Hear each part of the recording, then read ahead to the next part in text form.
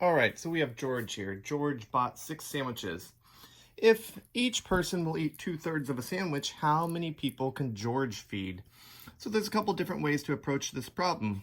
Whenever I don't understand something, I like to use a diagram. So I'm going to let a rectangle be equivalent to 1 sandwich. And it says here that George has 6 sandwiches. So there's 2, 3, 4, 5, and 6.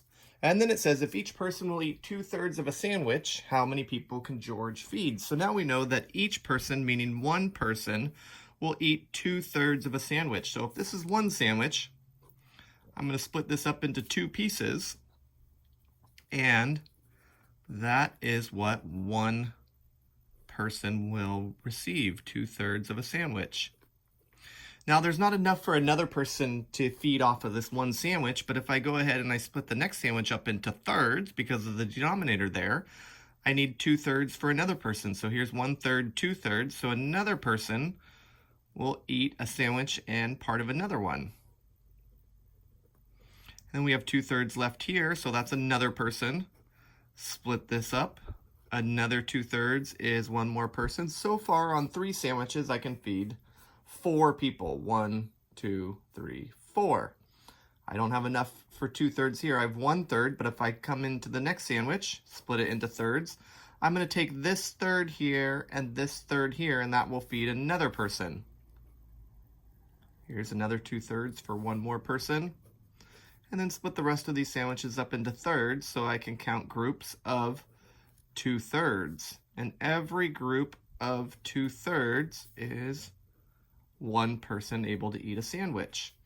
So it's showing me that 1, 2, 3, 4, 5, 6, 7, 8, 9 people will be able to eat 2/3 of a sandwich out of 6 sandwiches. So that's one way, drawing a diagram. Another way, if you've noticed, I've taken these 6 sandwiches and split them into groups of 2/3. So the math that splits numbers up into groups is division. So those 6 sandwiches divided by groups of 2/3 should be the same as the answer we got here, 9, but let's try it. Remember, with dividing fractions, we can't divide whole numbers, so I'm going to change that 6 into a fraction. And then we can't divide fractions, so we have to use our magic line and keep, change, flip.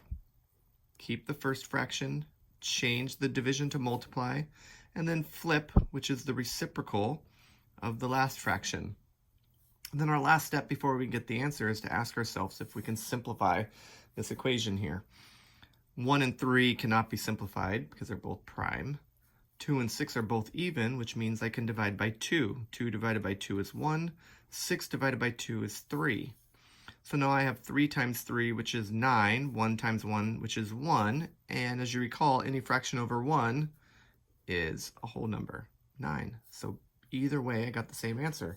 So how many people can George feed? George can feed 9 people with 6 sandwiches.